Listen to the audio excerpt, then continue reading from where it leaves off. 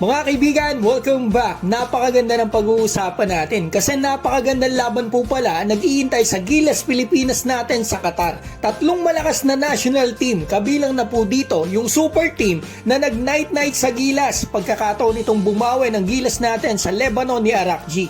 Yung isa puro imports, yung isa naman sumabay sa Dominican Republic. Di ba mga kaibigan, itong nakaraan lang ay nababalita po na ang Gilas Pilipinas ay lilipad ng Doha, Qatar, part po ng preparation ng Gilas para sa paparating na window. Ito na po yung development about yan. Ayon po sa report ng Philstar, maraming salamat po. Ito po yung sinabi ni Coach Richard Del Rosario, "We might just stay in Manila for training then go to Doha on February 13 to join a pocket tournament with the national teams of Qatar, Lebanon, and Egypt. February 14 to 16 and leave February 17. Napakaganda pala na magiging laban ng Gilas Pilipinas sa paglipad nila doon sa Qatar. Bakit hindi kaibigan? Tinignan ko, tatlong teams na ito, malalakas po talaga. Unahin natin to, Qatar kaibigan. Sa tingin ko mga kaibigan ay parang purong mga imports yung nandito. Hindi ko alam kung lahat eligible o kung paano nakalusot. Pero gusto ko malaman nyo, malakas to. Tinalo po nila ang Iran sa kakatapos lang na window. Nitong November lang, tinalo nila ang Iran.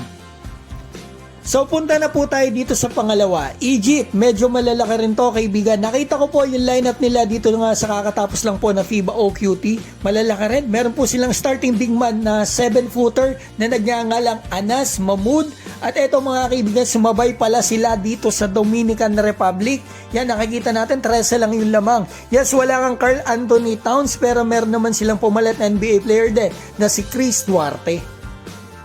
Yung pangatlo, ang talagang tuwan-tuwa ako nung makita ko ito dito sa listahan ng mga kakalaban ng Gilas dito sa Qatar. Kasi mga kaibigan, Lebanon, naalala po ba ninyo nung nakakalaban natin sila? May Clarkson pa tayo, talagang nakansyawan tayo rito. Mga players, good night, night na celebration ni Steph Curry. Ginawa pang profile picture after ng game. Talagang gusto kong makabawi tayo dito. Medyo malakas din ngayon ng Lebanon, mga kaibigan. Kasi lalo pang lumakas pala. Kasi mga kaibigan, meron po silang Omari Spellman, dating teammate ni Neran Sabando sa Anyang, malakas din talaga to. Naglaro nitong nakaraan, mamaw din talaga. Kaya talaga mapapalaban ng ating national team dito. Pero mas maganda to. Mas malakas ang tatalunin natin, mas maganda.